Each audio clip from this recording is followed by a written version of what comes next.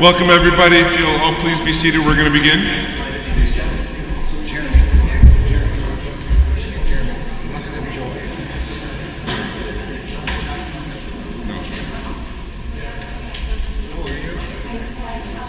Welcome everybody.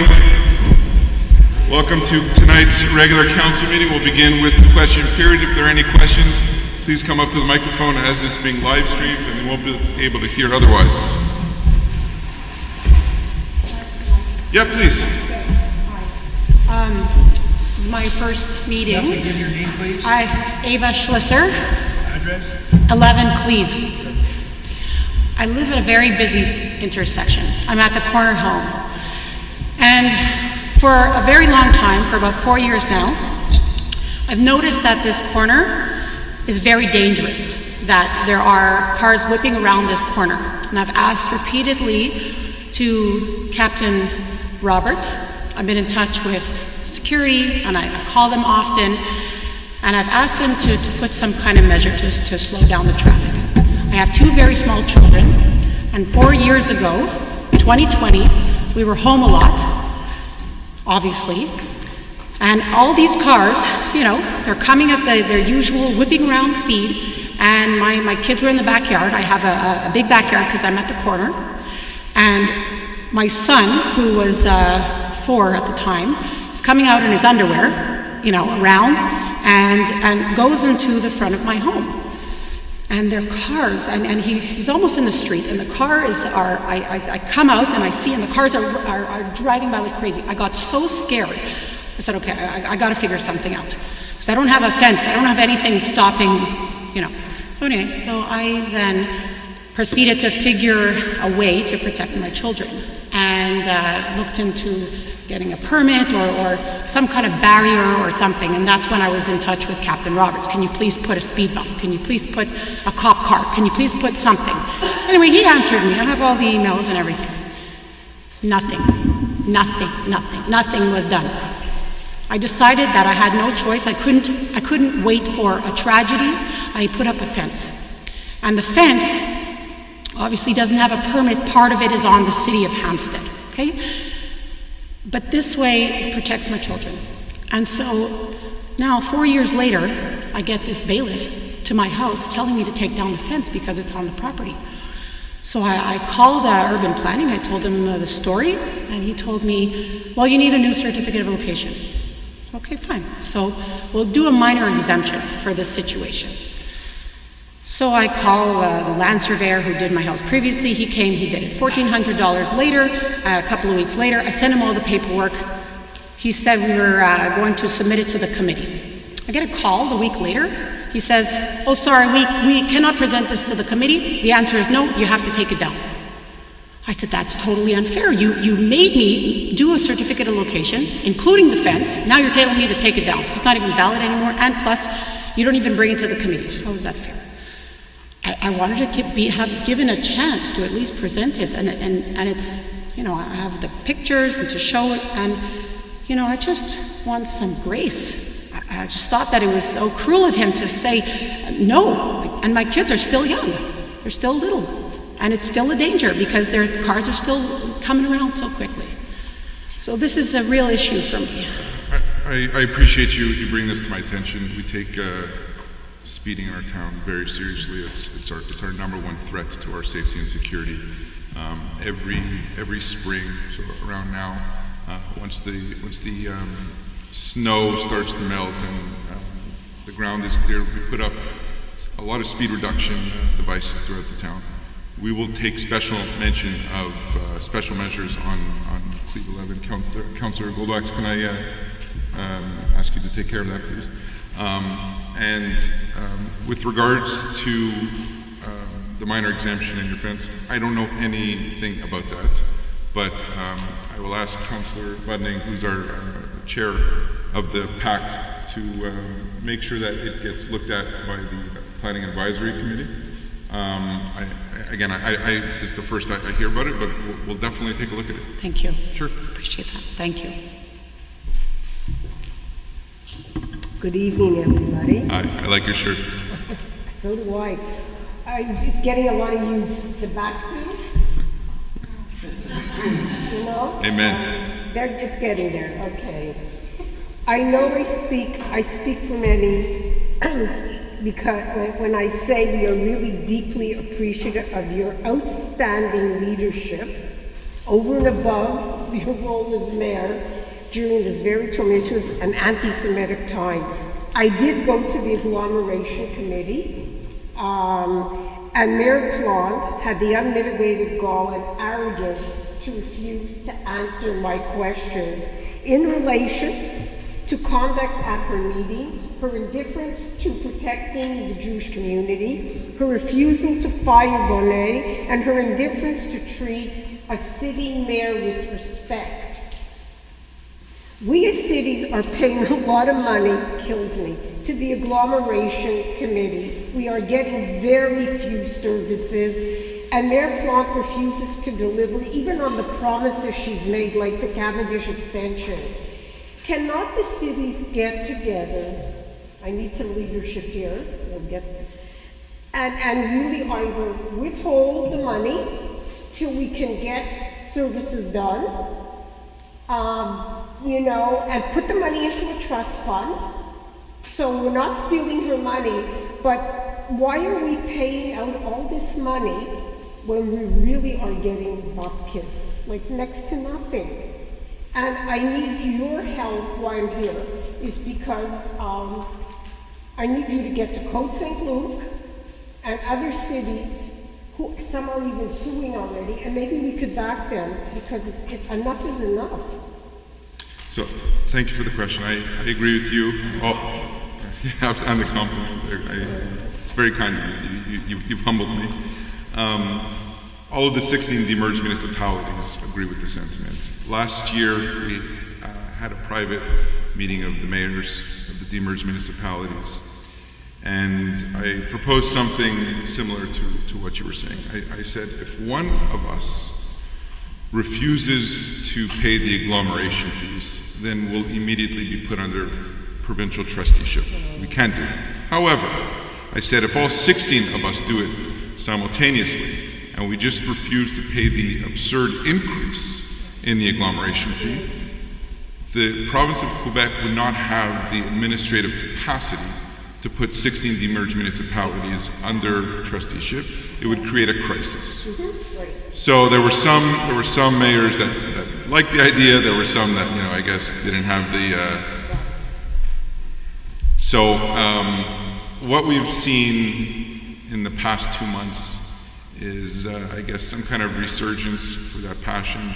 For the first time that I've been at the agglomeration council meetings, the last meeting or 2 meetings ago was the first one in January, where we are now vocally voting against it. Now, it is on the surface it's meaningless because the demerged municipalities. You've been to the agglomeration meeting, but it's a bit of a misnomer when you see it as 16 mayors on one side and the other mayors and councillors on the other side. It looks like the room is split, but in reality they hold 88% of the vote to our 12%. So we don't even need to show up for quorum. It is a problem, and we are constantly trying to strategize on how to navigate through it, because it's a problem. It's a provincial law. We're just trying to figure out how to navigate through it, because it is an unfair system. It's taxation without representation. We are paying, for the first time ever last year, we're paying more than 51% in Hampstead towards agglomeration fees, and we're fed up with it. It's very disappointing.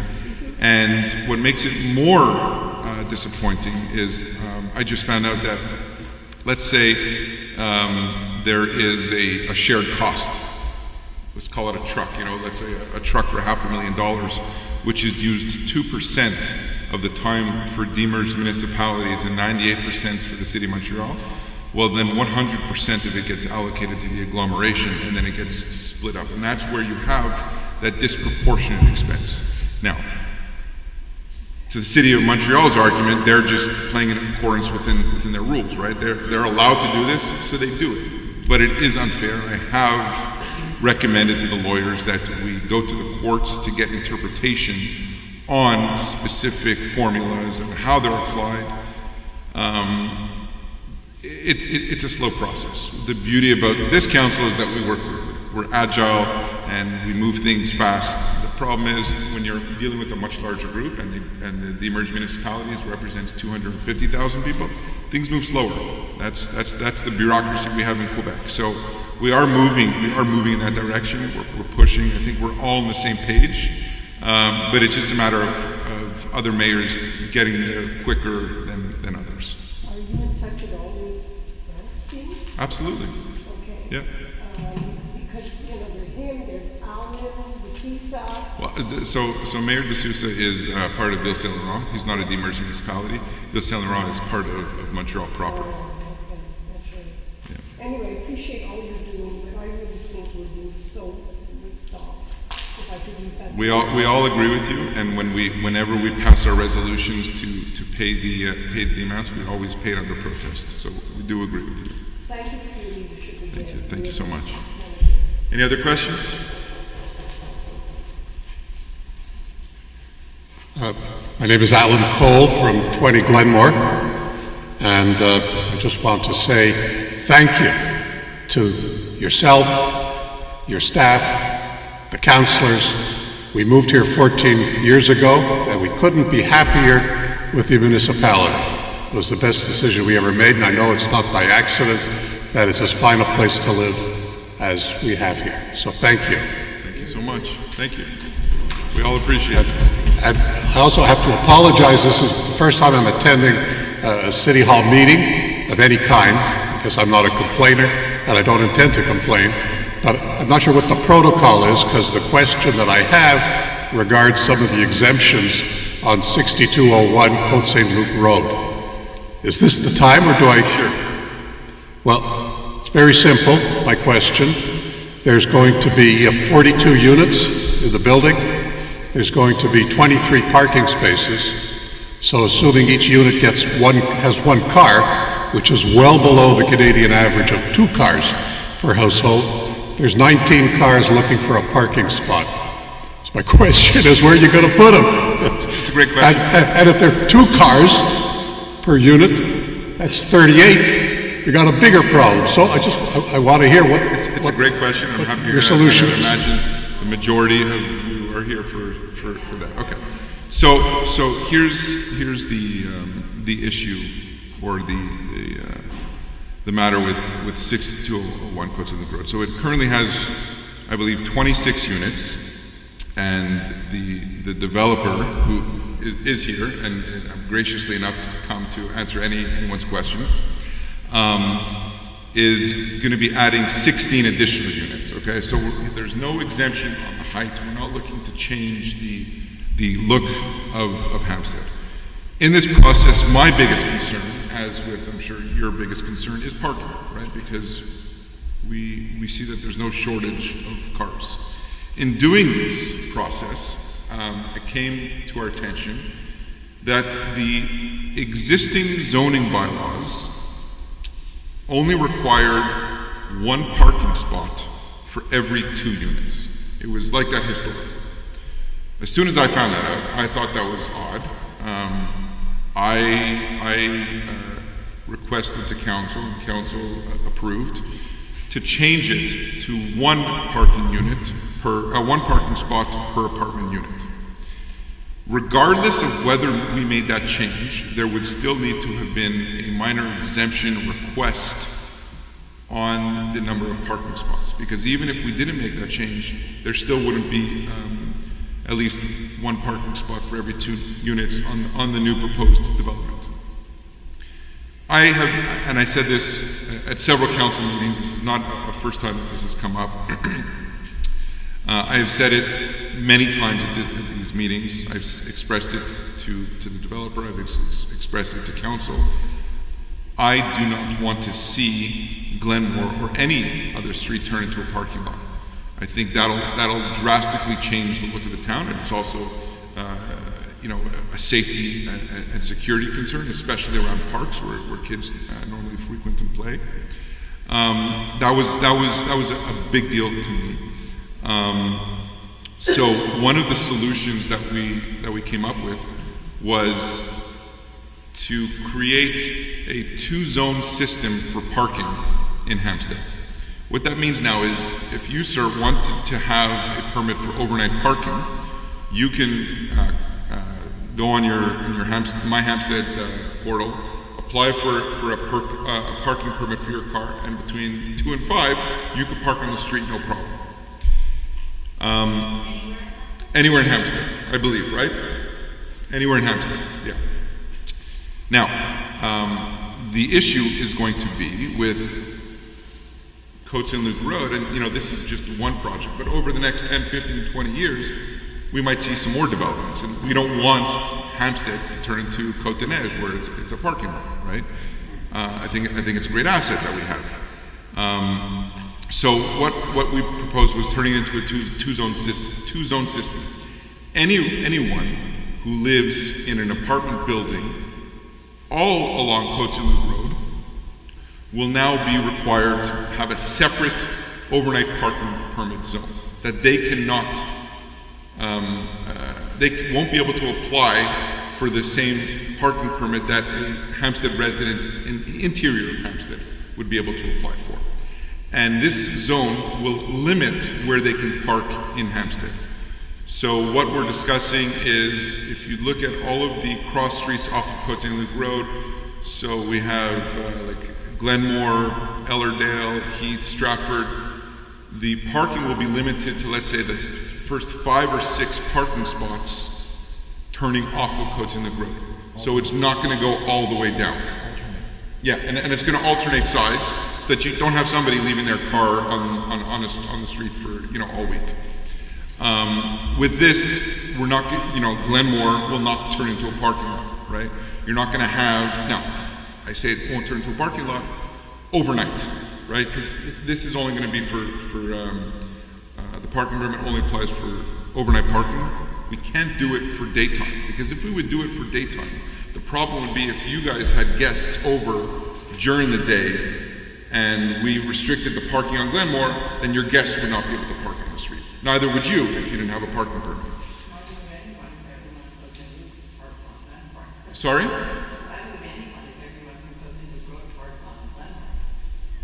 Right. So yeah, well,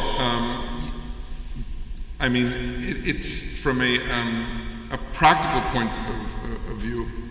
I don't see how they would park there during the day and then not at night, right? Like, it's not like they have somewhere to put their car at night, but they don't during the day. So we are going to severely restrict their capability of where they're going to park. If they have to find alternate parking in the city of Montreal or indoor parking lots, whatever, but we're not going to allow for Glenmore to be or any other street to turn into a parking lot. On the weekend. It's the same thing. So on the weekend, basically, they can park 40 cars on the Not at night. Not at Not at night. But you only get a street parking zone. Will they still be in a separate zone? Friday night is. One night you can park on the street is show up. And Jewish only. So Friday night till Saturday, they can park all the way at 40 cars on No, because we can adjust the signage there that says that the parking in this zone, Friday night, is only valid for permit holders. No, but that defeats the whole purpose of having the Friday night parking. In the 6 spots. No, I understand, but the question was, beyond the 6 spots, they'll be able to park there from, let's say, Friday morning until Saturday night.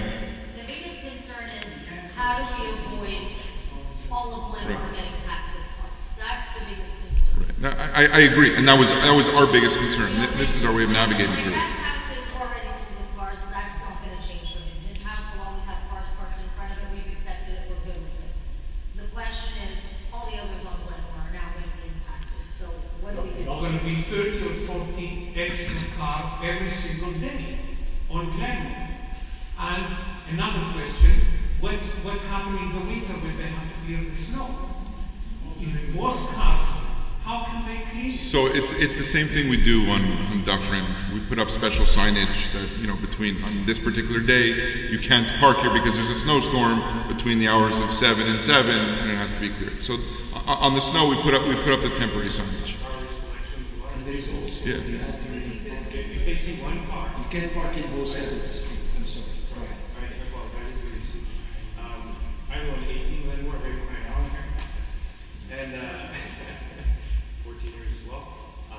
Whenever there's a car parked in front of my house, there's a good chance when the garbage people come by, nothing to say against Hampstead, it's pretty full. Subcontractor. Exactly. They just figure, well, I'll go around, we'll come back later or whatever. They just don't, so they miss the garbage. Excuse me, sir, can you come up to the microphone because some people can't hear you. Thank you very much. Okay, sir? Yep, no Okay, problem. sir? Is that okay? Can you hear me now? It's good? All right. Wow, pretty cool. So very often I find that when cars are parked on the street in front of the house during garbage collection, and that includes, recycling and compost, and so it's basically 3 collections, they get annoyed by that, and they want to keep running, and they don't want to stop, and they just go around it, and they forget about it or whatever. And I've called the city before, and they say, you've got 24 hours to notify us. Well, you come home from work, you don't know that they've messed up, You get a lot of people have housekeepers and stuff. They bring the garbage in, you don't know, and then you go to lift up the lid and you see it's full or whatever. So it's a nuisance to have cars parked there. All the time. I agree. Just so there's no confusion, there's no opposition to these comments. Like, these are all legitimate, bona fide comments, and this was my primary concern. It also creates vandalism. Just as a side note, my son's car, since there's been like an increase in cars on the street, got his car broken into. Car got broken into, got the windows broken in, and they stole nothing, broke the windows. So, and I think that's not the only car on the street. So that's another thing that we have to do. So I think we have to look at it and say, the less cars, the solution for the night for me, I think is good. I think we have to find a solution for the day. Well, today, if I may, you can't park in both sides of the street. It's either on west side or the east side. So that's clear. Right, it's impossible question to is- run on both anyways, and that's the Right, first right. step. You can. That's absolutely, that's the reason. The question is that now, The traffic will be so the brought up is, the question is over the weekend. Why don't you just, for the apartment buildings, why allow them to take more than the 10 free parking passes you get a year? Constant. Going into Hampstead and not allow them, even inclusive of Friday nights, just for the apartment buildings. So the issue now is during the day, right? During the day, nobody needs a parking permit. But that's the opposition to this. That they don't want to. Force them on the other side, force them to energy. Exactly. How would you force them during the Don't day? give them a permit for Hampstead. No, but what I'm saying is during the day, nobody needs a parking permit during the day. If you have a friend come over, park in front of your house, they don't have a parking permit. How do you differentiate between your car and somebody's on? But if you're not That's the issue. at night, you're going to naturally start looking elsewhere, because you have to move your car. That's what we thought.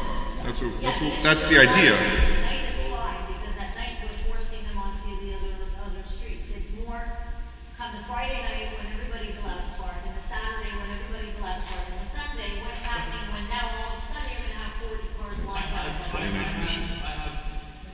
I know buildings are close to the road, there's a lot of them.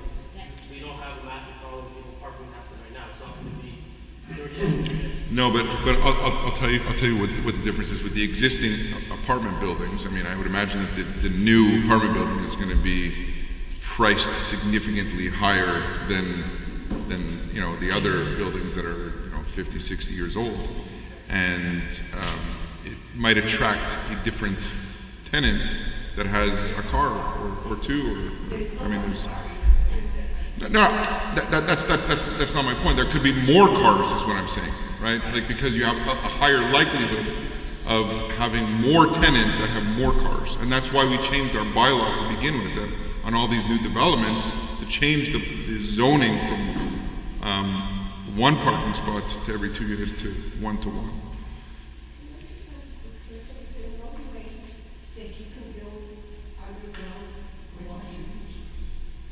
Because I want to tell you, when they put up Charles I.P. building of the Jewish, it was a donated building.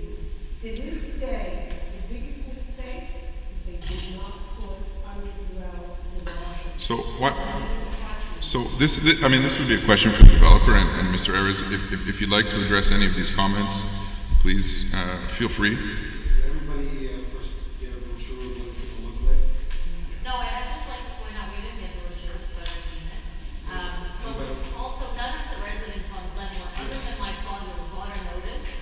What do you mean a notice? Like none of us got an email, or none of us got a flyer, like nobody got notified of this change. of It's this. a meeting. You know, we only knew about it and contacted you because he's the only one on the street that got a flyer about it. Otherwise, nobody knew. Probably because it probably, okay, but you probably are the adjoining, okay.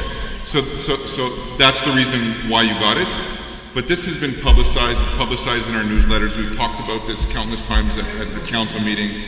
But I'm very happy that you're all here. And, you know, I even wanted to go even further and, depending on how this went, then maybe make a separate information session just on this. But, rest assured, nothing has been done yet. Nothing has been voted. You know, this has been a long process to get here, but no decision has been made yet. So you're not late to anything. I don't know if this is the appropriate moment, but I'm referring to this new building. We live in the cornership next to this building, Holtham Hall, and so here there's supposed to be like on the left side a setback, but that's going to affect this whole side of our building where we're going to have these windows much closer to us. I mean, right now there's very little space between the two buildings. Yeah, it's the setback for the exterior parking, I believe. The wall won't be moving further? No, the footprint, the foot. She's talking about something totally different. Front was supposed to grow up. Yeah, that. So what do you mean by to allow, let's see, in the left side yard, a setback of 4 So feet? that's probably for parking. Is it for parking, Mario? Exterior? No, it's. Oh, it's to legalize an existing situation. So the building, as it currently stands, is not in conformity with the zoning bylaws. And what happens many times, a lot of houses are not in conformity with zoning bylaws. So we legalize it by way of minor exemption. So this is to legalize an existing situation. Oh, so it it's doesn't going change back, anything. No, not it doesn't further. change anything. Oh, it doesn't change? It just legalizes what's currently there. Okay, so that wall will stay at that distance Correct. from our building? Correct. Okay. Okay. So, Mr. Evans. Good evening, everyone. So first off, thank you, and I think that I need to, Jeremy, thanks because you explained it, but I'll explain a little bit more. Currently, there's 26 units and only 7 parking spots.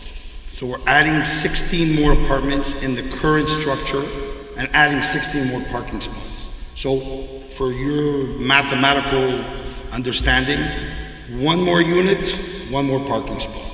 So in terms of that, in general, I mean, you might think that 2, but in general, it's 1 car to an apartment. So we're not adding any more. It was built of this format, so right now, even if I don't add any more apartments, you would have only 7 parking spots for 26. So that's number 1. Number 2 is we've done somersaults backwards, and for me, value in terms of a thing, I would love to have 100 parking spots. It's just not capable. I even was speaking to the next door neighbors, and because it's not even zoned, I can't even reconfigure their house to do parking. It's not doable. So the only way to do it is in this format, and the city has allowed us to do it from the side, from whatever, and we maximized and tried as much as we can, and this is where we're at. What I can tell you is the building is going to be very green, high-tech, and if you do care, I mean, the parking aspect, his rules and his ways is really very well thought of, and I don't think there's any way to achieve more. But in terms of having the corner as is, or having a brand new green modern building, the value of the whole block is going to change, and that's 100%. And whatever I do is I do it at a very high level, and we're trying to bring in high-level people to Hampstead, where obviously if they're spending more, you're going to have a higher kind of Hampstead-like tenant. And, that's what I can tell you. And if you have any questions, please. How many units are one? All of them. You have, pardon me. You have 1 bedrooms, 2 bedrooms, and 3 bedrooms. 23 units, how many of them are one? 20, no, there's 42 total. 42. 42, and I don't remember the exact breakdown, but I think probably about half are, I would say probably give or take about half are 1 bedrooms, then almost the rest are 2 bedrooms, and we have, I believe, 4 3 bedrooms. No studios. You can't go one level below. No. Why? Financially, No, you would have to jack the whole building up, and it would be millions of dollars. Even this project as is, mathematically is very much on the cusp with the cost of construction today. And if you're going to go take down the supporting pillars of the building, and trust me, I would love to do it, millions and millions of dollars, and just financially not viable. I would love that, but not doable. Mathematically, it just doesn't work. Thank you very much. Okay. Any other questions? So, just a couple. So, when will you get back to us with the solution for the parking? That's number one. It's a great question. Because I don't think anybody's complaining about the building. I mean, currently it's disgusting. It'll definitely be beautiful. I agree. I have no doubt about that. I So agree. we're all excited about that. My dad will argue that he just saw the fact that the building has balconies, which he's freaking out about. Facing me, on that side there was no balconies whatsoever. That's number one. Number two, 6 cars will be parked exactly near my bedroom. The distance may be 2.5 meters. Is it allowed by law? Well, I think currently someone can park there, right? Sorry? No, nobody parks. But someone's allowed to. It's a driveway. It's a driveway. I don't know. Nobody's ever parked there. It's not set up in that format. The way we're going to do it is we're going to build trees and like a wall where there's going to be a separation and you're not going to see it. Oh, okay. You're talking about. I see what you're saying. On the last page.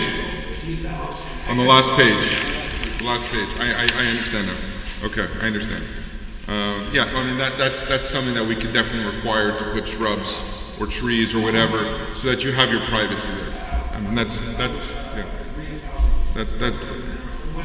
I think the biggest. But also the cars are below grade, Jeremy. The cars are below grade halfway. Yeah. The cars are below grade halfway. Yeah. How high can you go on the shrubs? This is the question. Enough to cover a balcony. So. Oh, the balconies. No, it's not. I don't think it'll cover the balconies. But I mean, you can. I mean, if you want to. Yes, please go ahead. So, if I understand this correctly, Guys, please. There's somebody at the microphone. Councillor Goldwax. someday, Okay. when Mr. I'm Harris. Yes. Please go ahead. yeah, if I understand correctly, Guys, can we There's gonna be- It's hard to hear. it's not going to just be this one project. You're going to have a law that says anybody on Côte St. Luc who lives in an apartment, you're going to set rules about permits, correct? That's your intention? That's correct. Okay. So it's Because all if of the existing. I move into that apartment and I say, I got to have a place to park, what's going on? I paid a lot of money, I'm a Hampstead resident, I deserve consideration, right? Pardon me? It's a rental, okay. I'm still a Côte St. Luc resident, or I mean a Hampstead resident if I rent, am I not? So, Right, absolutely. Okay, right. So I think I'm entitled to a place to park. What will your answer be? Because I'll say there's already 6 spots on Glenmore right now. Can't you go for a 7th or an 8th? So the answer is, where do we draw that line? Well, that's it. 6, And 7, what 8. guarantee do we get that that line isn't going to keep going until it passes my house. The reality is that there are no penalties, and I said this at a caucus meeting that, you know, the next mandate, you know, there's an election coming up next November. It could be an entirely different council that chooses to override this rule altogether, and even though the minor exemption gets passed, the zoning could be reversed. Right. There is a risk. You're not wrong on that. What we're trying to do is to navigate the balance of how can we get this project through without ruining the look and feel of the town. And for this particular project, it's challenging because we changed the bylaws midway. So even though we changed the bylaws, it was legally done. We're not required to issue the minor exemption. There's two components to a minor exemption. One, the property owner applying for the minor exemption needs to show that by council not approving the minor exemption, they would suffer a serious prejudice. So an example of that would be if there's already an existing building that has been up for 40 years, as I mentioned previously, that is not conforming to the zoning bylaw, that individual would have a hard time selling their house. They would suffer a serious prejudice, and that would be enough for council to approve the minor exemption. The other requirement, or I should say safeguard, is that we cannot issue a minor exemption if it impedes on a neighboring property from enjoying the rights of their own property. So, see, because I don't see this so much as a minor exemption, that when it affects more than one person, it affects a whole row, a whole street, traffic, these other considerations. That seems more like a major exemption. So we spoke with legal counsel on this. It still follows within the parameter of minor exemption. We would still be in the purview of denying or approving based on the merits of the minor exemption. It's not a major exemption. I understand the logic behind it. So how many of us have to be in favor or against it to make a difference? So it's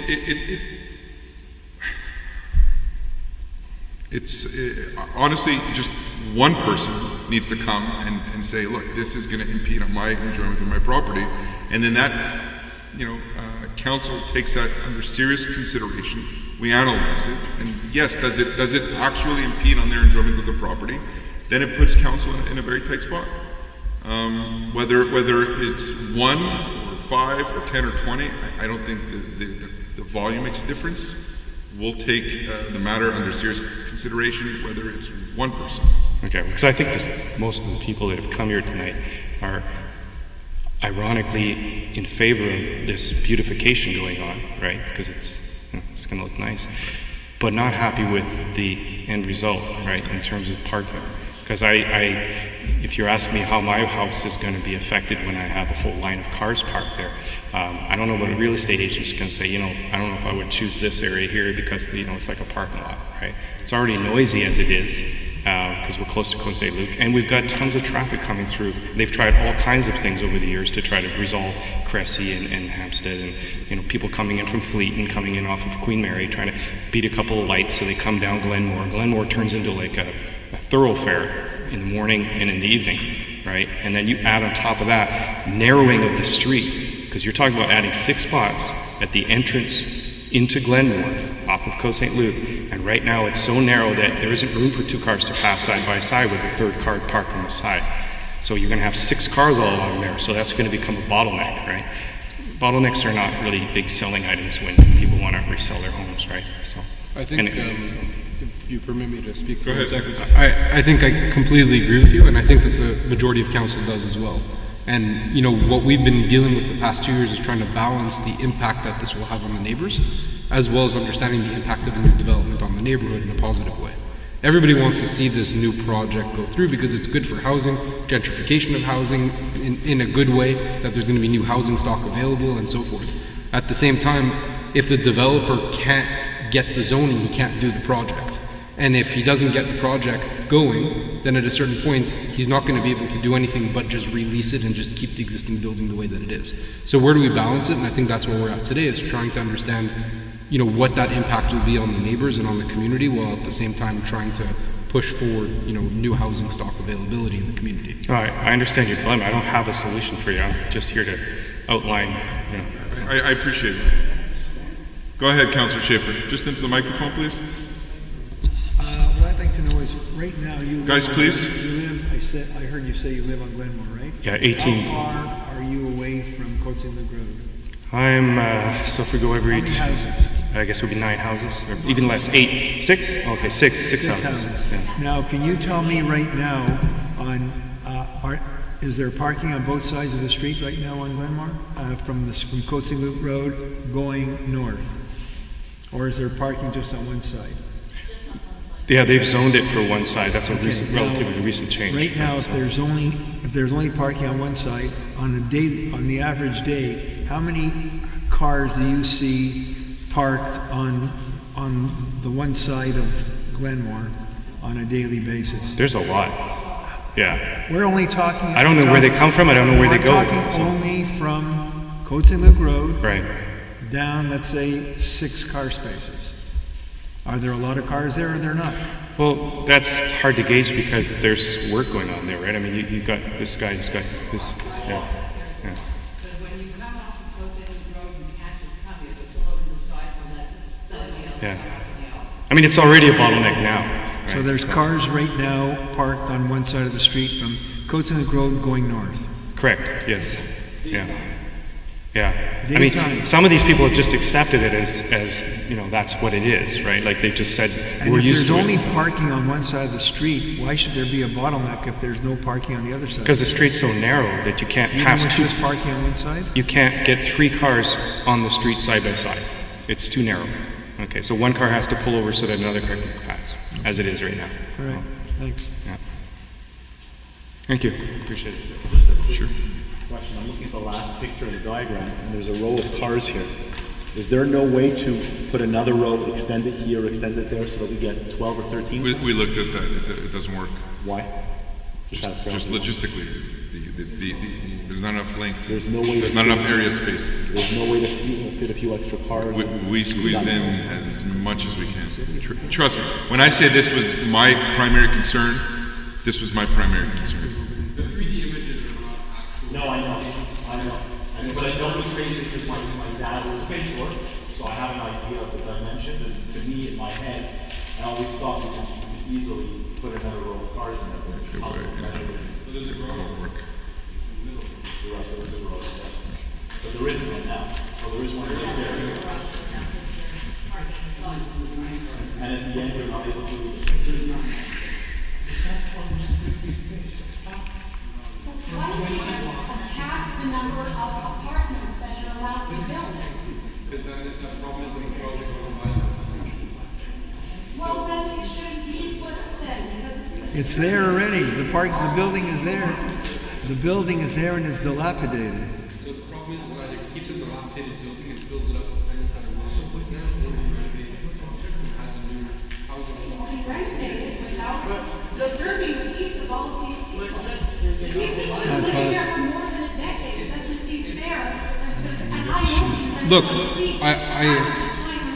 half of the time the street is empty, but then on Saturday when it's Shabbat, you have to see the reform center fills up the entire street. And I understand that because both sides, people are allowed to park. People always have to go on the side and go around, and it's terrible on the weekends.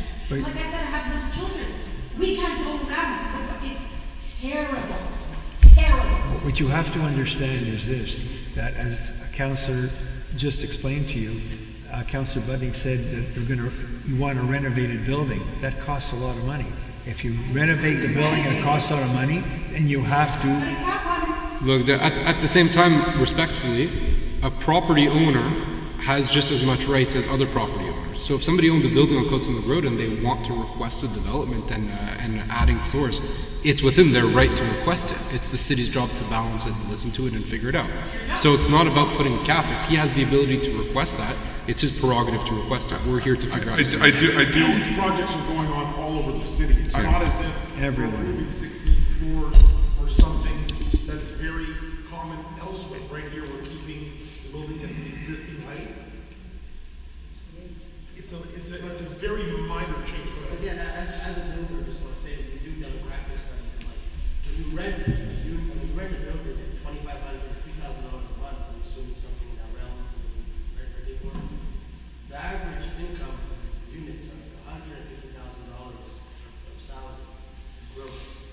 The idea that everyone's going to have every single unit's going to have 2 cars, it has 1-bedroom units, it's very not probable, right? They're going to have, you have a 3-bedroom unit in family, they have kids, you're going to have potentially 1 car, 2. They have to support their kids in a 3-bedroom apartment, they're renting it, and able to buy it. So you have to think of the gauge the fact that you got everyone saying you want to have a project, but you don't want to have parking. I don't think anybody's saying we want to, yes, we want to have a project for sure. But again, regarding the parking, we could all assume that it's going to be about, on average, 20 additional parking spots if there are 20. But it's giving you 16 extra. No, but again, so there's going to be 16 new with 16 apartments, but then there's still 20 or 21 apartments that won't have a parking spot. How many of them won't have a parking spot? Altogether, there's going to be 23 parking spots total for the building, and there'll be 42 units. So 19. So let's even assume 1 on 1, which is not terrible, but it's still 19 cars that have to go somewhere. That's all we're saying. You can't park there at night, you can't park there. I get it, okay, so again, Shabbat, I used to live next to a synagogue, and God forbid, on a Friday and a Saturday, when my father used to visit me, he'd have to park all the way at the end of the street. I just want a simple solution, it's nothing complicated. So don't say about this. Another thing you should excuse me. And if they're so adamant that they need a parking spot that we don't have it, they're not going to rent it. So a lot of people, older people that don't have a car anymore and are retired, which is basically a big chunk of what I'm trying to attract, not necessarily have a car. Exactly. I do understand the concern, but imagine if you were going to spend, like he said, $2,500, and I can't guarantee them a parking spot. Would you spend that? The shortage of a lot of people also in general are. Look, we could speculate all we want in these scenarios. Yeah, I took a look today. I was just taking a walk where you're going to put those 6 spots. I don't think you'll fit 6, you might fit 5, and then 1 on the other side of the driveway, but we can debate that. Around the other side is Côte St. Luc Road, and you have a bus lane there. Is there any possibility to put parking spots there and have the bus? We don't know. We don't control the reserved bus, that's the City of Montreal, and the parking on Côte St. Luc Road on both sides belongs to City of Montreal. I don't think Okay, so that's a no starter. This really will become an issue, like Mr. Harris said, that might only, if the project goes through and gets approved, it might only attract tenants that want to use public transport. Right. Yeah. Look, we don't know, and I want to emphasize. I mean, I think by now you can appreciate the dilemma that council is in, and I want to just emphasize this point because I think it's an important point to make. To emphasize the dilemma. Generally speaking, projects go through PAC, the Planning Advisory Committee, and PAC will make a recommendation to council on how we should go about this. PAC did not want to give a recommendation on this particular minor exemption because they see this more as a political issue rather than an architectural and integration program.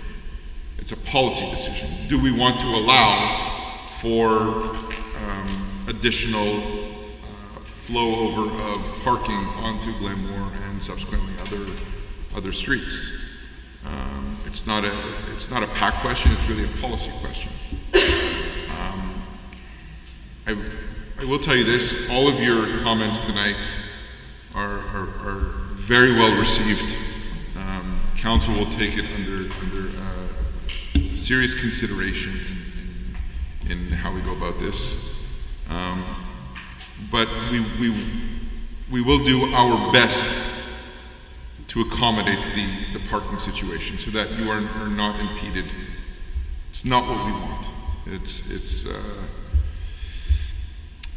like Councillor Bunning said, it's a balance. It's a trade-off between give something, get something. Would any other councillors like to make any comments on this? Okay.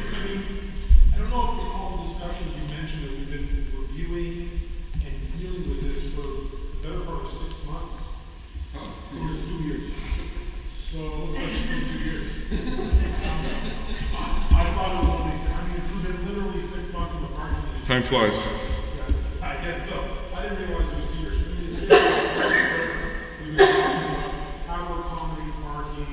We went back to the existing building. It's been, it's gone through many design iterations to try and accommodate the look, the parking, the quantity has changed. We've really beat this thing really hard to try and minimize the impact. And of course, it's hard to, please everyone. It's actually impossible. But you do your best to try and consider everyone's needs. Thank you, Councilor Farber. Go ahead, Councilor Bundy. I don't know if it's an appropriate question to ask for say, but Mr. Ayres, just out of curiosity, I haven't asked you. If the zoning doesn't go through, what is the vision for the building? Then I'll leave the building as is, I'll renovate inside, and I'll have facility. So you will renovate and at least rehabilitate. But you will fill it up. It won't stay a vacant building. You'll have tenants move in there. Yeah, and it'll look exactly the way it'll look now. Okay. That's the trade-off. Right. Funds will not be there in order to. No, I get that. We got it. It's a numbers game. Yeah. Okay. Any other questions? I never had that. It's exactly facing my house. Is it automatically approved or? So,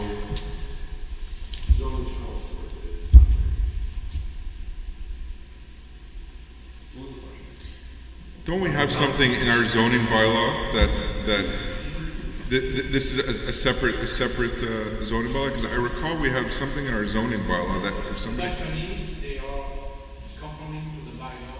One of them. No. Something, and at the back they want to have nice facade, so it is something that adds to the quality of. I understand, but didn't we about a year ago change our zoning bylaw that if one neighboring property wanted to build a house or add an extension in their back, they can't put a window that. You know what I'm talking about, right?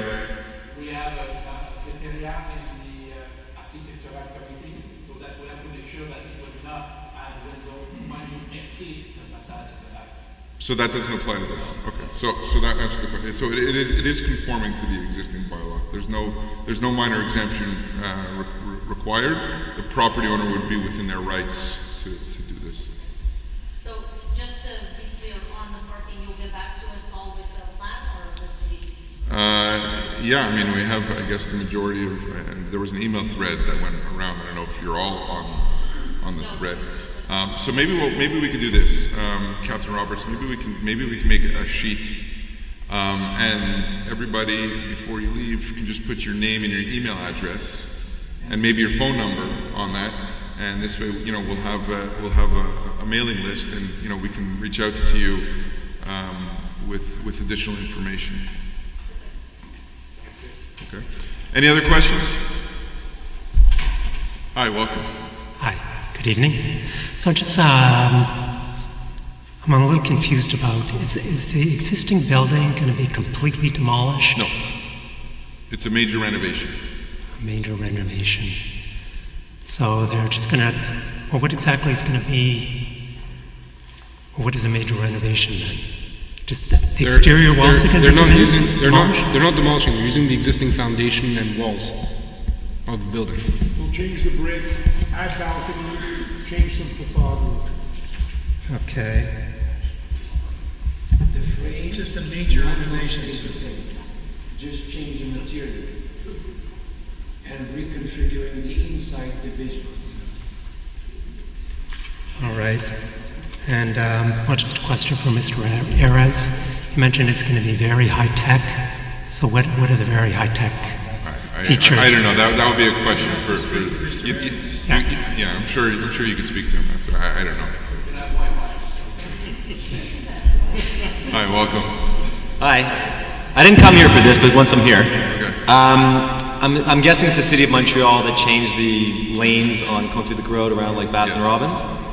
So when you're driving east and the sun is in the eyes of the people coming west, they are driving in the wrong lane. And during the rain. It's a disaster waiting to happen. So They repainted the lines quickly right before the winter months, which you don't paint in that time of year because it all came off. Yeah. And there's a lane shift right at the one. it's very awkward when you get past Ellerdale also. You lose the lane and... You're 100% right. Yeah. It's dangerous. I'm sure SPBM is aware of it, but maybe we can bring it to their attention. Yeah, so I just wanted to mention. Thank you. Thank you. One final question. I promise you I'm not going to talk anymore. Hypothetically, the house next door, which is my dad's, if my dad agreed to sell a few feet of land, would we be able to get another row of cars? Unfortunately not, because it's zoned separately and it doesn't conform to the master plan. So and we can't get a derogation for that? You can't do a derogation for the master plan. You can't. Okay. Any other questions? Okay, so let's move on. Sir, we're in the middle of a council meeting right now. Thank you. If you have a question, just come to the microphone. I understand, but we're in the middle of a council meeting, and it's not appropriate right now. After the meeting. Thank you. Okay. The list that you were going to provide for us, some of us are going to leave, so where would we write that down? I think Captain Roberts went to go get a pen and paper. Okay. Okay.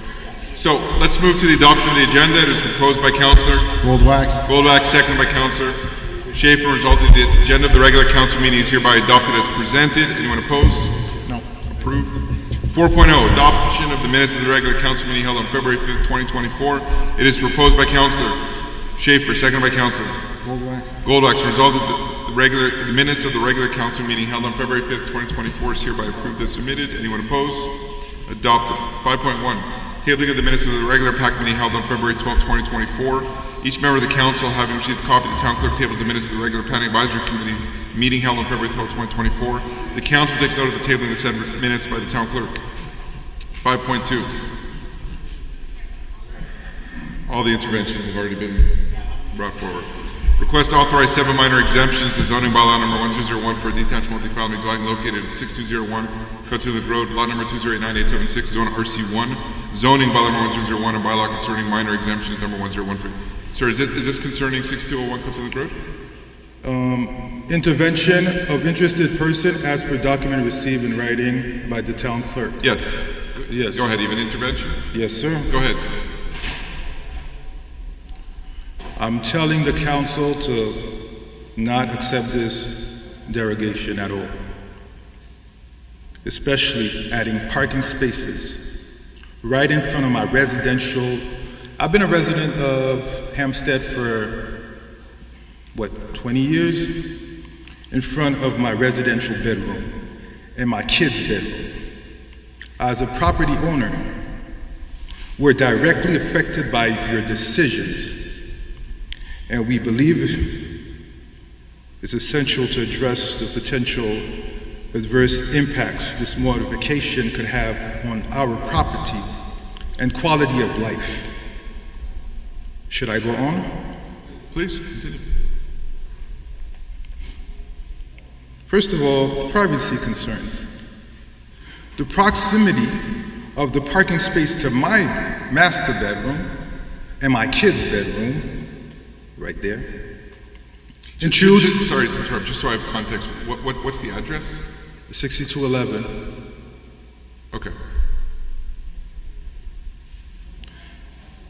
A vehicle right in front of my bedroom, or 6 vehicles right in front of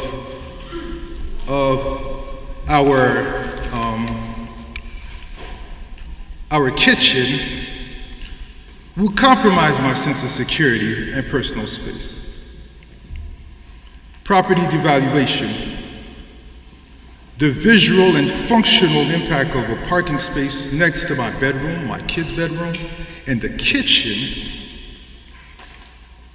won't appeal to the market value of my property. Well, I'll put it in short. In light of these concerns, I urge the officials and the officials that should recuse themselves to to reconsider the proposed derogation and explore alternative solutions, if possible. Thank you. Just have a question. You mentioned that should be some people that recuse themselves. Oh, maybe I'm just saying things like that. Oh. Okay. Okay. Thank you very much for the intervention.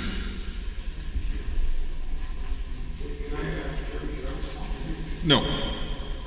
That's correct. Okay. So, considering that the members of council have reviewed the request for 7 minor exemptions to zoning bylaw 1001, Section 65 Schedule B to allow on the left side yard a setback of 4.51 meters instead of 6.85 meters. To Section 65 Schedule B to allow in the rear yard a setback of 9.16 meters instead of 10.67 meters. To Section 65 Schedule B to allow in the secondary front yard on Glenmore a setback of 4.66 meters instead of 6.1 meters. Section 65 Schedule B to allow in the front yard on Conseil Road a setback at 4.13 meters instead of 5.2 meters. Section 122 and 123 to allow the sitting of 23 parking spaces instead of 51. Section 121 to allow the length of parallel parking at 6.75 meters instead of 7 meters. Section 118 to allow the access width of the vehicular access on Glenmore for the sitting of 2 parking places.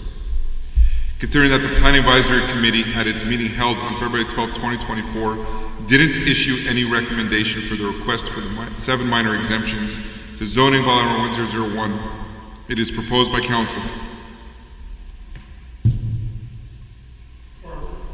Farber, seconded by Councillor Schaefer, and resolved that the request for the minor exemptions to zoning bylaw 1001 for the property located at 6201 Conseil Road, lot number 2089876, zone RC1 is deferred. Anyone opposed? Adopted. 5.3. Request to authorize an addition in the front yard at the roof level with facade modifications for a detached multifamily dwelling located at 6201 Conseil Road, lot number 209-876, zone RC1, zoning bylaw number 1001, and SPIP bylaw number 775. It is proposed by council.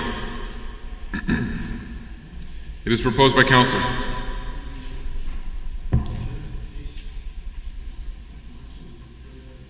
No council wants.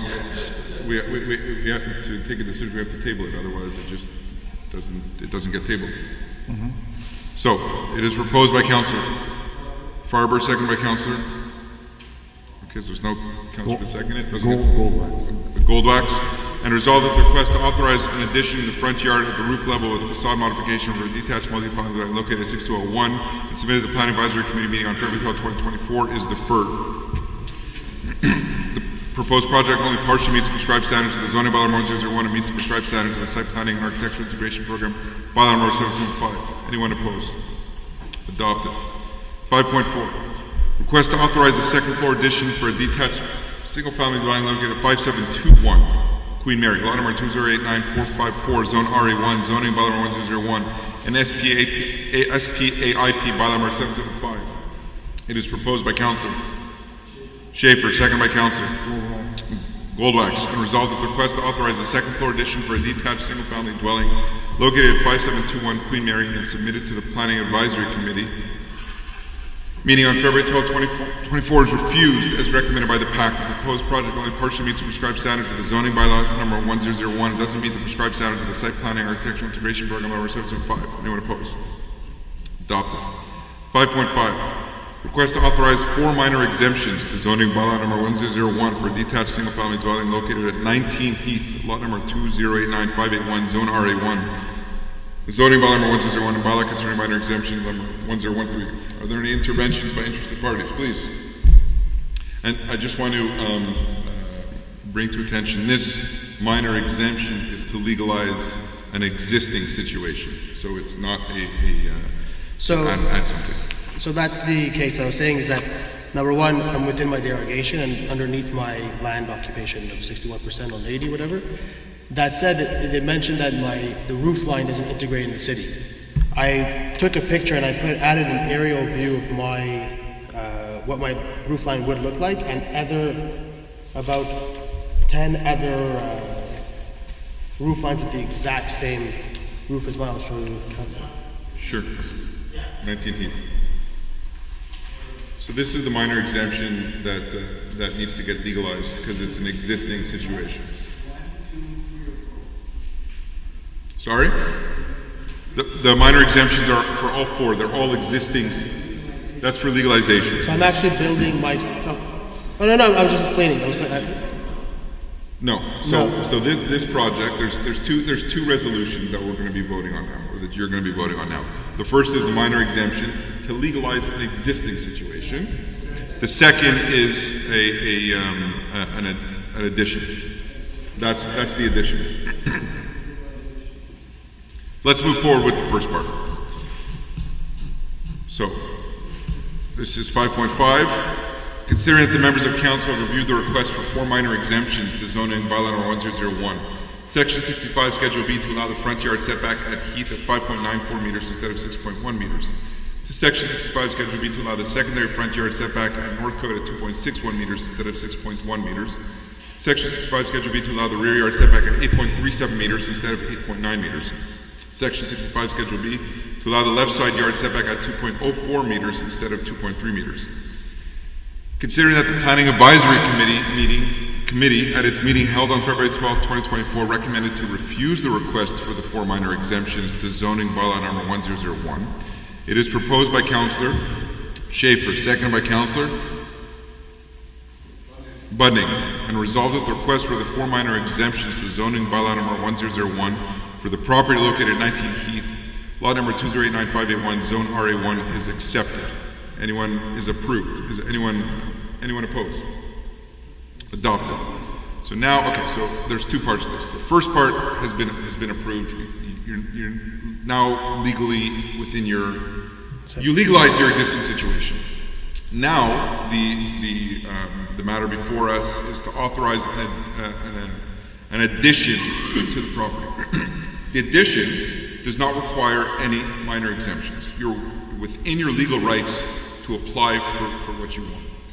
The issue is, and either Councillor Farber or Councillor Bunning, whoever's at the PAC meeting, maybe you can give light to this, has to deal with the architectural integration, or the SPIP, planning architectural program, to work with, I guess, maybe Mario Duchesne, who's our public director of urban planning, to fine-tune the project so that it better suits whatever the PAC was looking at. It's not an objective situation, it's a subjective situation.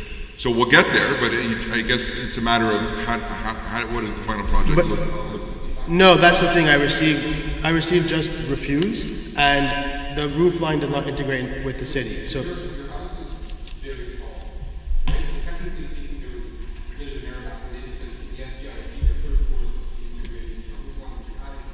So, no, but just the answer. Hang on, let me just finish. The point being is that you have a very vertical facade, very large massing, and you're extremely close to the sidewalk. So your setbacks that were allowed present is not what your original property was. The bungalow cottage. So the issue is that the PAC at the time, last meeting, felt that your property was already much closer than it technically should be toward the sidewalk. It's a very tall massing, it's very close as you walk on the sidewalk. And filling in that gap that's currently exposed, plus building the bay area across 3 floors and going even closer to the sidewalk is further going to the. So that's what my problem is that it's very subjective, and what you're saying, number one, I'm building maybe basically within my line because of the way my house works. And in answering to what you're saying, it's all within the zoning bylaw. What you're proposing. No, but I'm talking about the subjective point of view now. Is that I agree with what you're saying. I find that my house is very vertical and very narrow. By building this mass on the right side, it creates a little bit more width, and it makes the house.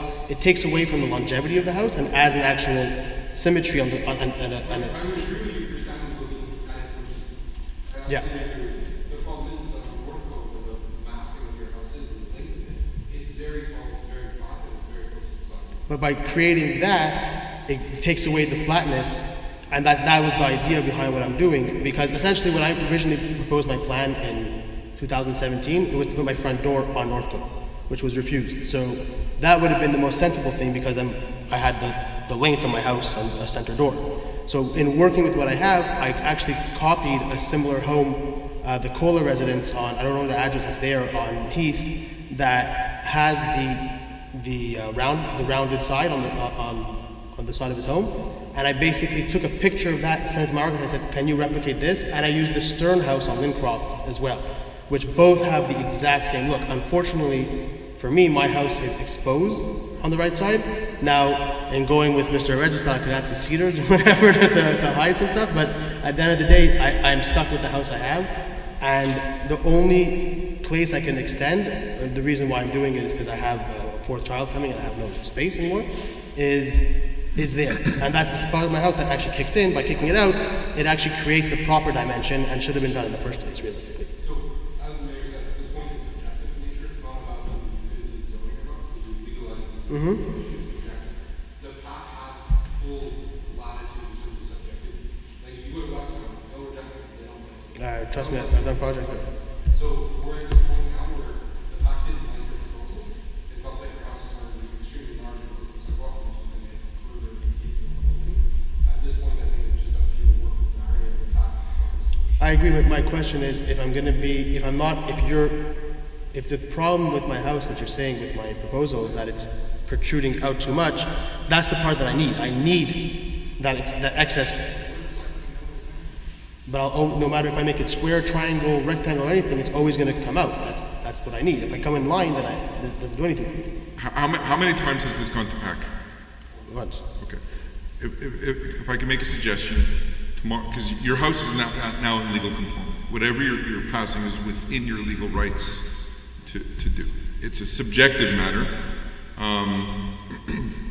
I would suggest reaching out to Mario, because there are ways to do what you want to do, which the PAC or Mario can give suggestions to not make it appear as imposing, but still gain what you want to do. I would disagree with you from just resubmitting the project saying we're rejecting the other one. Well, I'm not going to waste it. I'm not going to waste my time on yours. That would just No. you know? I would say before you submit anything, have your architect call Mario. You guys could even meet and discuss something, because maybe if you brainstorm between the three of you, you'll get some commentary back from Mario on what didn't work. At the same time, you might come up with a solution, or Mario might come up with a solution, or it might be brought to PAC to come up with a solution on how to make it less imposing, but still get what you want to get. Okay. That'll work. I'm confident that if you work with Mario, you're going to get what you want. Okay, very well, thanks. Okay, request to authorize an addition of a detached single-family dwelling located at 19 Heath, lot number 239581, zone RA1 zoning, bylaw number 1001, SPIP, bylaw number 775. It is proposed by Councillor. Yeah. So I need a councillor to propose that. Schaefer. Seconded by Councillor Farber. Result of the request to authorize an addition of a detached single-family dwelling located at 19 Heath and submitted to the Planning Advisory Committee meeting on February 12, 2024 is deferred. Contradiction to the recommendation by the PAC, they recommended to refuse it. We're authorizing to defer it. The proposed project only partially meets prescribed standards of the zoning bylaw number 001, doesn't meet the prescribed standards of the site planning and architectural integration program bylaw number 775. Anyone opposed? Adopted. 5.7, nomination of a new member of the Planning Advisory Committee of the Town of Hampstead.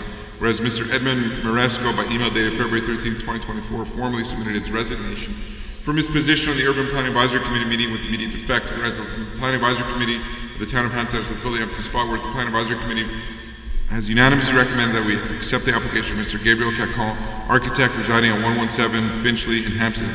It is proposed by Councillor Budning, seconded by Councillor Schaefer. Resolved to approve the application of Mr. Gabriel Cacon as a new member of the Hampstead PAC. Anyone opposed? Adopted. 6.1, claim for liquidated damages to 9377955 Quebec Inc. following the sale of lot number 5930798 of the Quebec Cadastre. Whereas the town issued a call for the proposal for the sale and development of lot 5930798 located at McDonald Avenue in Hampstead, whereas on August 25th, 2021, the town received a purchase offer from 9377-9155 Quebec Inc. in response to the tender call.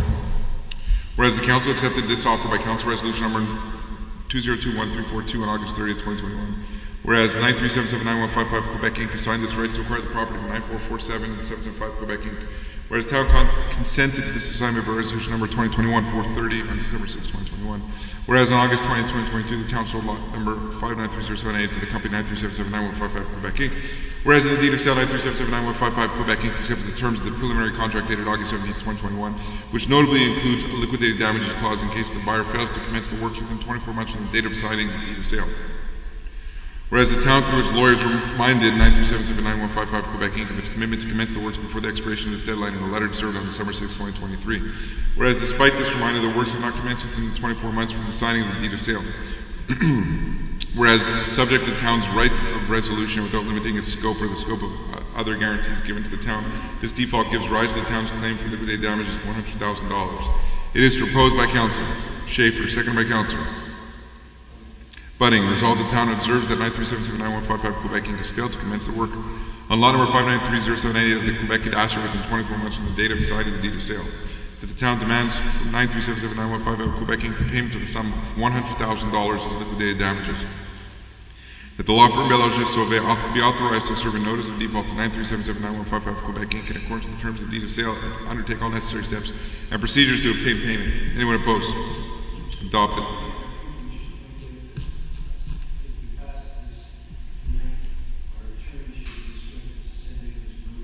Absolutely. Thank you, Councillor Schaefer. 7.1, adoption of bylaw 1010-24, modifying the Tyrus bylaw number 1010 regarding urban planning and building inspections department. Whereas the members of council received a copy of bylaw number 1010-24, modifying the Tyrus bylaw number 1010 regarding the urban planning and building inspections department, declared to have read it. It is proposed by Councillor Farber, second by Councillor Budding. Resolved to approve bylaw number 1010-24, modifying the Tyrus bylaw number 1010 regarding urban planning and building inspections department. Anyone opposed? Adopted. 7.2, adoption of bylaw number 1001-16, modifying zoning bylaw number 1001. Whereas the members of council received a copy of bylaw number 1001-16, modifying zoning bylaw number 1001, and declared to have read it. It is proposed by Councillor Fassi, second by Councillor Goldwax. Resolved to approve bylaw number 1001-16, modifying zoning bylaw number 1001. Anyone opposed? Adopted. 8.1, approval of the disbursements for the month of February 2024. So that council review the list of payments for the month of February 2024. It is proposed by Councillor Schaefer, seconded by Councillor Alfassi. Resolved the disbursements for the period from January 16, 2024 to February 15, 2024 in the total amount of $1,636,988.20 are hereby approved. Anyone opposed? Adopted. 8.2. Transfer funds from unappropriated surplus to finance capital expenses not covered by the 2023 operational budget. It is proposed by Councillor Alfassi, seconded by Councillor Schaefer. Resolved that the Town Council approves the transfer funds as further detailed in the following table in the amount of $278,203 from unappropriated surplus GL 55991-00000 to finance capital expenses not covered under the 2023 operational budget. Campaign lead pipes, $278,203. Anyone opposed? Adopted. 8.3. Transfer funds from appropriated surplus as detailed in the following table to cover expenses incurred in the 2023 fiscal period. It is proposed by Councillor Farber, seconded by Councillor Alfassi. Resolved the Town Council approves the transfer funds as further detailed in the following table for an amount of $2,499,275 from the appropriated surplus account 559920001 to 00-000 to cover expenses reported in the 2023 fiscal period. Anyone opposed? Adopted. 8.4. Transfer funds from unappropriated surplus to finance 2024 capital expense projects not covered in the current operational budget, for which some expenses can be recorded in the subsequent fiscal period. It is proposed by Councillor Alfassi, second by Councillor Goldwax. Resolved, the Town Council approves the transfer of funds as further detailed in the following table in the amount of $3,178,600 from unappropriated surplus to appropriated surplus account 55992-00-000 as well as 55-996-00-000. Municipal elections, $25,000. Anyone opposed? Adopted. 8.5. Transfer funds from appropriated surplus to cover capital expenses redirected to an alternate project and used to cover expenses incurred in the 2023 fiscal period. Whereas the resolutions noted in the following table authorize the surplus appropriation to finance capital expenses not covered in the current operational budget and for which some expenses can be recorded in the subsequent fiscal period. It is proposed by Councillor Alfassi, second by Councillor Goldax, resolved the town council approves the modification from the appropriated surplus account 55-992-0000. It's further detailed in the following table with the funds to become applicable to an alternate project for an amount of $200,534. That the town council approves the transfer funds as further detailed in the following table for an amount of $200,534 from appropriated surplus account 55-992-0000 to cover expenses recorded in the 2023 fiscal period. Anyone opposed? Adopted. 8.6. Modification of the resolution concerning funds reserved to finance capital expenses authorized in our previous triennial programs. Whereas resolution number 2020-188 noted in the following table authorizes surplus appropriation to finance capital expenses not covered in the current operational budget, and for which some expenses will be recorded in a subsequent fiscal period. Whereas the costs related to these appropriations were fully accounted for, balances appropriated are no longer required due to contract and project finalization, the reserves detailed in the following table are no longer required. It is proposed by Council Goldwack, seconded by Council Alfasser, and resolved that the Town Council approves the transfer of funds in the amount of $1,715,930 from appropriated surplus GL account 55-992-0000 back into the town's unappropriated surplus account. Anyone opposed? Adopted. 8.7. Transfer funds from unappropriated surplus to finance expenses not covered by the 2024 operational budget. It is proposed by Council Alfasser, seconded by Council Budning, and resolved that the Town Council approves the transfer of $119,098.11 as further detailed in the following table from unappropriated surplus GL number 55-991.00.00. Finance reimbursement of the amounts in the committed bank to the employer number. Not the right amount. That's not the updated one, Mr. Mayor. Sorry. Okay, so we're going to defer this? Okay. 8.8. Resolution appointing the treasurer as the authorized representative for Click Secure, whereas the town of Hampstead, the town must register with the files of Revenue Quebec and the Click Secure Entreprise services. Whereas the town's registration in dossier for Revenue Quebec businesses is necessary and it is imperative to take all useful necessary measures for this purpose. Whereas the town's treasurer is the qualified person to fulfill the roles and responsibilities of the electronic services manner described in terms of use of dossier for businesses. Whereas the treasurer is also capable of granting authorization or proxy to town users to access and act on behalf of the town in the context of dossier for Revenue Quebec businesses. Whereas the treasurer must have the power to consult the town's file and act on behalf and for the account of the town for all past, current, and future tax periods. Whereas the treasurer must be authorized to participate in any negotiations with Revenue Quebec regarding all information that Revenue Quebec holds about the business for the application or enforcement of tax laws, excise tax laws, and laws facilitating child support payments. It is proposed by Councillor Schaefer, second by Councillor Alfasser, resolved the town's treasurer is designated as authorized representative for Click Secure to act on behalf of the town of Hampstead. Anyone opposed? 9.1. Renewal of contract for the street trimming, clearing, and felling.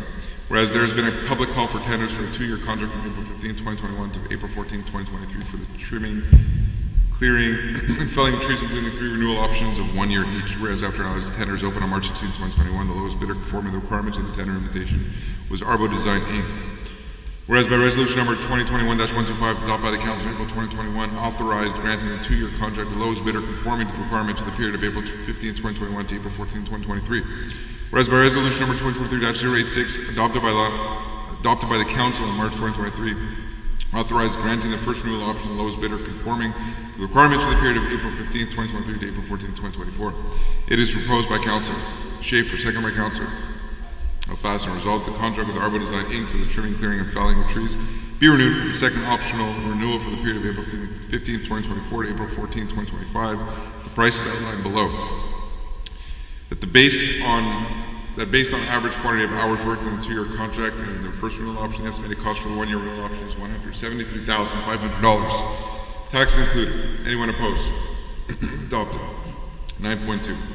Renewal of contract for the marking of street lines. Whereas there's been a call for tenders by way of written invitation for a 1-year contract, including renewal option for another year for the marking of street lines.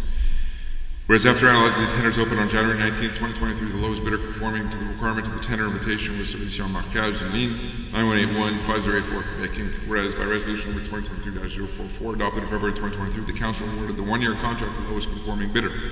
It is proposed by Council Schaefer, seconded by Council Alfasser, resolved the contract with Solution Marquage and Ligne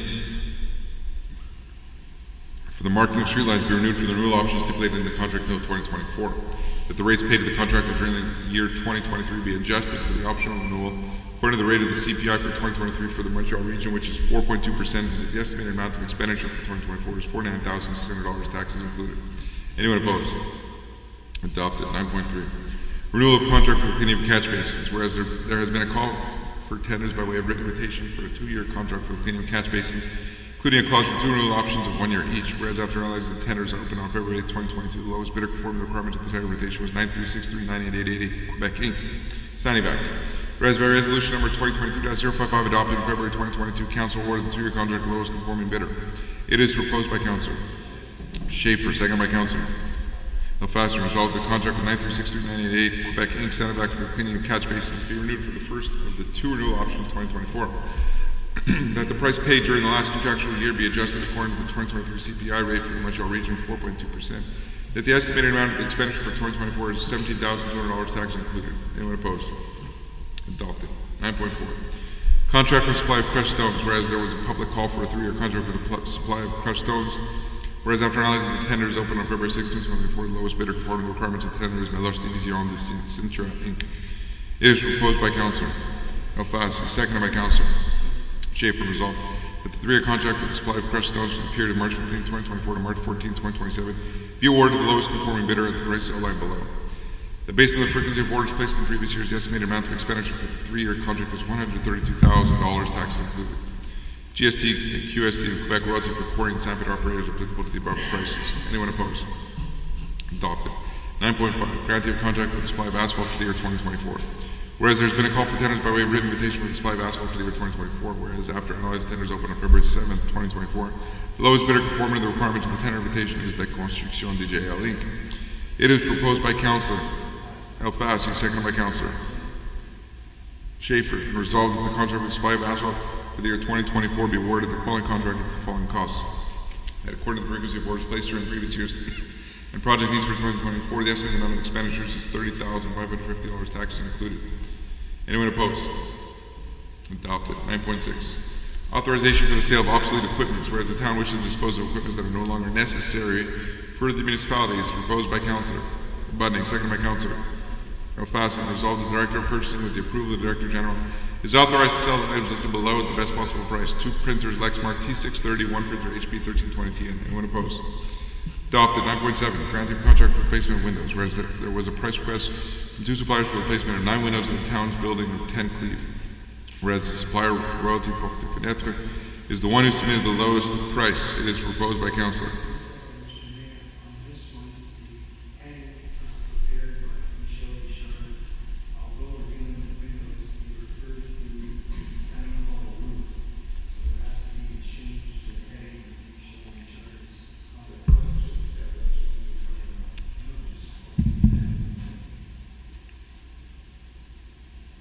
Where do you see that on the resolution? Okay. It is proposed by Councilor Alfasi, second by Councilor Schaefer, and resolved that the contract for the replacement of 9 windows in the town's building of 10 Cleve be awarded to Royalty Porte Fenêtre at a cost of $13,485.19, taxes included. Anyone opposed? Adopted. 9.8. Granting of contract for the opening, maintenance, and closing.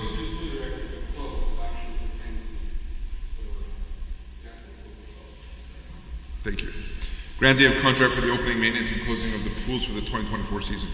Whereas the Director of Community Services and Recreation by interim and Section Manager Leisure, Adults 55 Plus, recommended the awarding the contract for the opening, maintenance, and closing of the pools for the 2024 season at PSAP Group Inc. Whereas the services provided by the supplier have always been excellent and they know very well the usual operation of the town's pools. It is proposed by Councilor Alfasi, seconded by Councilor Golak, and resolved that the contract for the opening, maintenance, and closing of the pools for the 2024 season be awarded to PSPA Group Inc. That according to the cost of this contract for the previous years, the estimated amount of expenditure is $32,500 plus taxes. The Treasury Certificate number 24-11 dated 22/02/2024 attests the availability of funds to cover the described expense. Anyone opposed? Adopted. 9.9. Granting of contract for the purchase of a tire machine. Whereas there was a price request from 2 suppliers for the purchase of a Giuliano Automotive brand tire machine, model S228 Pro Duo. Whereas the lowest bid is from the supplier PS Auto Jari Inc. It is proposed by Council Farber, second by Council Alfasi, and resolved that the contract for the purchase of a Giuliano Automotive brand tire machine model S228 Pro Duo will be awarded to PS Auto Jari Inc. at a cost of $11,386 plus taxes. Anyone opposed? Adopted. 9.10, granted contract for purchase of computers. I think it's a record for the number of contracts we're granting tonight. Whereas the Director of Information and Security recommends the purchase of 14 computers, whereas the town is registered under the contract 2022-0588-01, the Centre des Acquisitions Gouvernementales du Québec, consequently has access to the advantageous prices of this grouping. It is proposed by Councilor Alfasi, seconded by Councilor Goldbach. As a result of the 14 computers described below were purchased from one of the suppliers registered in the contract 2022-0588-01 of the Centre des Acquisitions Gouvernementales du Québec, $14,739.91. GST and QST are applicable on above prices. Anyone opposed? Adopted. 10.1. Approval of renewal of group insurance contract for the year 2024-2025. Whereas the town of Hampstead confirmed its membership to UMQ Solution in order to acquire the services of group insurance for its employees and to the contract which was awarded to Beneva following the public call for tenders. Whereas the contract award is for a maximum duration of 5 years beginning on April 1st, 2024. Whereas the current contract with the insurer is in its first year for a maximum duration of 5 years. Whereas Groupe Mallet Extra Inc. recommends acceptance of the rates proposed by the insurer Beneva for the period of April 1st, 2024 to March 31st, 2025. It is proposed by Councilor Goldbach, seconded by Councilor Schaefer. Resolved that the conditions for the renewal of the group insurance contract proposed by the insurer Beneva for the period of April 1st, 2024 to March 31st, 2025 for an amount not exceeding $242,240, including taxes, are approved by the Town Council. That the Director General is authorized to sign on behalf of the Town of Hampstead all documents required for the above purposes. Anyone opposed? Adopted. 10.2. Approval of the reimbursement of the amounts of the accumulated banks for the employee number 1066. Is this related to the previous one? Is this number good? Whereas Town of Hampstead must reimburse the sums in the accumulated banks of hours as of January 15, 2024, all according to the policies in force. It is proposed by Councilor Alfasi, seconded by Councilor Schaefer, and resolved to approve the reimbursement of the amounts in accumulated banks of employee number 1066 as follows, for a total of $71,869.69. The Treasurer's Certificate number 24-10 dated 20/02/2024 attests the availability of funds to cover the described expenses. Anyone opposed? Adopted. Is this the same amount as the previous resolution? Okay. Fine. 10.3. Approval of the hiring list of white-collar student employees for the Community Services and Recreation Department. Consider that council members review the list submitted by the Interim Director of Community Services and Recreation February 13, 2024 regarding the hiring of white-collar student employees. It is proposed by Councilor Budning, second by Councilor Alfasi. Resolved the Town Council approves the hiring of white-collar student employees as detailed in the list from the Community Services and Recreation Department. The hiring is subject to the usual conditions in accordance with the provisions of the collective agreement between CUPE Local 49 and the Town of Hampstead. That the Treasurer's Certificate number 2406 dated 20/02/2024 attests the availability of funds to cover the described expense. Anyone opposed? Adopted. 10.4. Approval of hiring of Ms. Vivian Garcia as a temporary accounts payable office clerk. Consider the Town of Hampstead requires the hiring of a temporary accounts payable office clerk, salary grade 6 for a period not exceeding 6 months.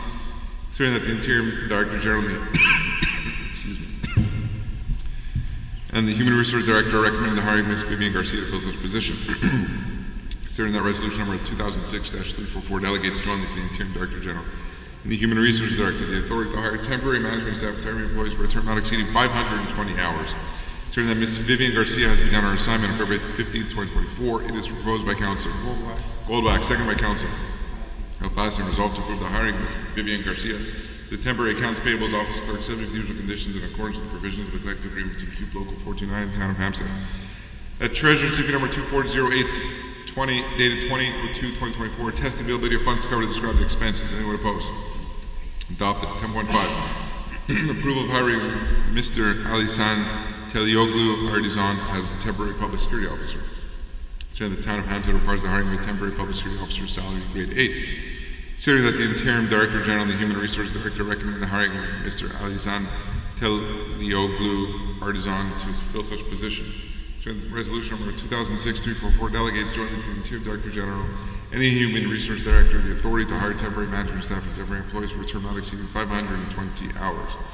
Considering that Mr. Alizan Telioglu Artisan has begun his assignment February 12, 2024, it is proposed by Councilor Goldbach, second by Councilor Schaefer, and resolved to approve the hiring of Mr. Alizan Telioglu Artisan as a temporary public security officer subject to the usual conditions and in accordance with the provisions of the collective agreement between Cube Local 49 and the Town of Hampstead, that the Treasurer's Certificate number 2407 dated 20/02/2024 test the availability of funds to cover described expenses. Anyone opposed?